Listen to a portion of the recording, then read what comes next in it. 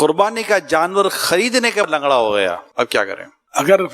خریدنے والا فقیر ہے، قربانی واجب نہیں ہے اس پر، غریب ہے، فقیر ہے، اس وجہ سے واجب نہیں ہے، قربانی کی نیت سے اس نے خرید لیا، تو اب اسی جانور کی قربانی واجب ہے، چاہے لنگڑا ہو جائے چاہے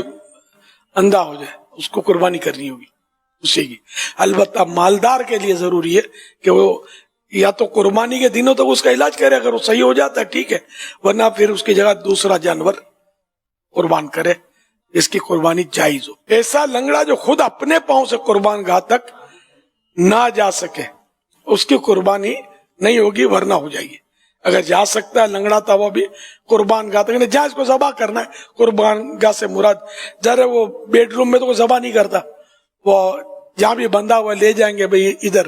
اس کو ذبح کریں گے، اتنا فاصلہ وہ طے کر سکتا ہو چل کر، اس کو اٹھا کر جانا نہ پڑے۔ لیکن بات ہوگا کہ جانور اڑی کر جاتا ہے، وہ صحت مند ہے،